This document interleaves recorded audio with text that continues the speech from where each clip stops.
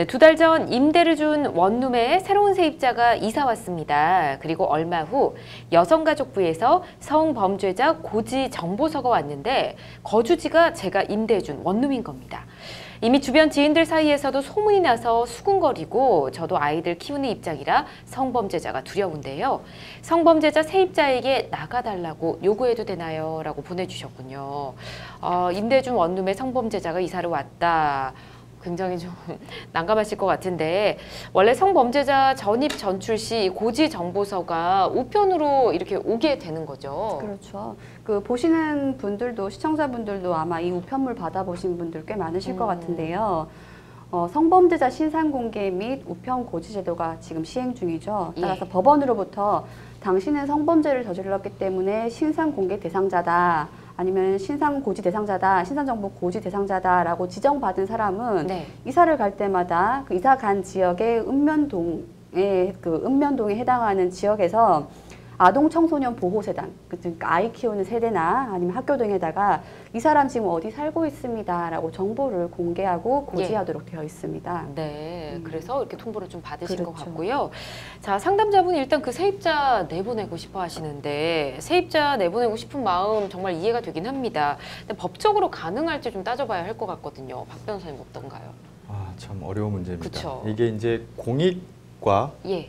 그 성범죄자의 사적 자치의 한계 부딪힘의 문제인데 원칙적으로는 사실상 일반적으로 어떤 임대차 계약을 줬다, 어떤 동떨어진 그 임대를 줬는데 그 부분을 내서 성범죄자라는 게 밝혀졌을 때 해지할 수 있느냐라는 건 원칙적으로 그 사유만으로는 해지할 수 없다고 보는 게 법적으로 판단이 될 수 있습니다. 왜냐하면 뭐 이거는 임대 계약이지 이 사람의 개인 신상이 어떤 부분이 돼 있지는 않잖아요. 그래서 다만 이 사람이 그 행위로 인해 그런 뭐 통보서가 와서 이런 부분으로 인해서 주변에 플러스 어떤 불편한 행위라든지 어떤 범죄 행위에 대한 어떤 여러 객관적으로 증명할 수 있는 부분들이 있다라고 하면 그걸 근거로 해서 계약을 해지할 수 있겠죠.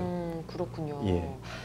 근거가 없다면 해지 그렇죠. 근데 거죠. 만약에 또 임대차 목적물이 임대 목적물이 다른 사람들이랑 다 어울려서 살아가는 혹시 그런 경우라고 한다면 그런 특수한 상황이라고 하면 얘기할 수 있겠지만 일반적인 경우라고 할 경우에 단지 그렇게 되면은 한 사람의 그 아주 사소한 뭐 이런 걸로 인해서 될 수도 있는 부분들인데 이걸로 인해서 어디 살 수도 없는 그런 상황이 초래될 수도 있기 때문에 계약 조건 상으로는 좀 그렇습니다. 만약에 계약 조건에 임대 계약 조건에 임차인은 뭐 개인적인 신상이라든 이런 부분에서 전혀 아무런 문제가 없다라는 부분들이 특약사항으로 났는데 나중에 밝혀졌다 그러면 그걸 가지고 계약 해지에 삼을 수는 있겠죠.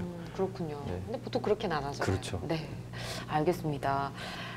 상담자분 지인들 사이에 이미 소문이 좀 났나 봅니다. 성범죄자의 정보가 좀 공유가 된 것 같은데 이렇게 공유되는 문제, 이 행위 자체는 문제가 안 될까요? 문제가 좀 될 수 있습니다. 먼저 법부터 한번 살펴볼게요.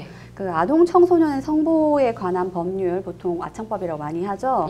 이 법에 따르면은 그래 신상 정보를 공개하고 고지하는 건 맞지만 공개된 신상 정보는 반드시 성범죄 우려가 있는 자를 확인할 목적으로만 사용되어야 된다라고 이야기를 하고 있어요. 그 말인즉슨 사이트 성범죄자 알림2라는 사이트 요즘 유명하죠. 거길 들어가서 성범죄자가 누군지 내 주변에 살고 있는지를 확인하는 용도만 해야지 그걸 캡처를 한다거나 사진 찍어서 야야야 이거 봐 이렇게 해서 보낸다는 거는 그건 엄밀히 금지를 하고 있는 거죠. 그렇군요. 실제로도 이런 사례가 있었습니다.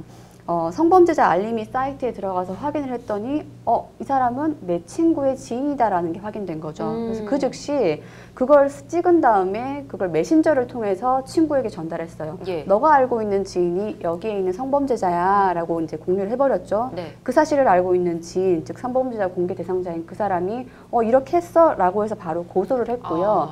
실제로 그 사람은 그 공유했다는 이유로 법원으로부터 벌금 300만 원의 약식명령을 받은 적도 있었습니다. 그렇군요. 그러니까 좀 이해가 안 될 수 있죠. 그러면 정부에서는 공개할 땐 언제고 온 동네 사람들 다 볼 수 있도록 했으면서 왜 공유는 안 되지라고 이해는 안 되실 수 있지만 엄밀히 구별됩니다. 그러니까 보시고 확인하는 용도만 가능한 거지 이걸 캡처나 찍어서 누구에게 전달해 준다거나 하는 거는 금지된다고 보셔야 될 것 같습니다. 공유는 안 된다. 네, 그렇습니다. 알겠습니다.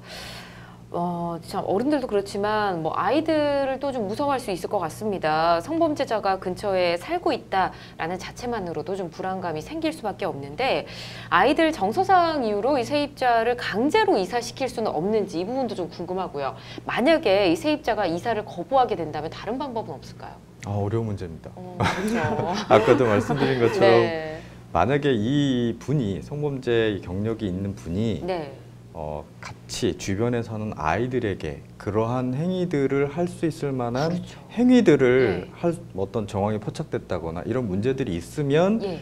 그거를 근거로 해서 할 수는 있을 것 같아요. 네. 근데 다만 단지 그러한 경력이 있다는 사유만 가지고 법적으로 계약 해지해서 명도 수정을 해서 강퇴를 하거나 예. 이렇게 하기는 좀 어렵습니다. 그렇군요. 네. 안 그러니까 좀 나간다고. 조심을 해야 될 부분들이 있는 것 같아요. 그렇군요. 네. 또 그 사람도 한 사람의 또 권리가 있기 때문에 예, 그렇습니다. 그런 부분은 또 보호를 해주는군요. 알겠습니다. 이럴 수도 있을 것 같은데 만약에 성범죄자가 주소를 잘못 기재할 수는 있지 않았나. 내 주소에 그래서 기재가 돼 있었다. 뭐 이럴 수도 있지 않을까요? 그렇죠. 네. 그러면 참 큰일인데요. 일단은 살고 있는 읍면동 그 주민센터 같은 데에다가 내 지금 공개된 그 주소가 잘못되었다라고 일단 통보하셔가지고 얼른 네. 수정하시고요. 네. 만에 하나 이게 정말로 손해까지 이어졌다. 그러니까 나는 멀쩡히 한 번도 그런 공개 명령을 받은 적이 없는데 됐다라고 하면은 지자체 국가 업무 처리에 좀 문제가 있는 거기 때문에 진짜 손해배상까지 비화될 수 있을 것 같습니다. 네, 그렇군요. 알겠습니다. 우선 이렇게 답변 드리도록 할게요.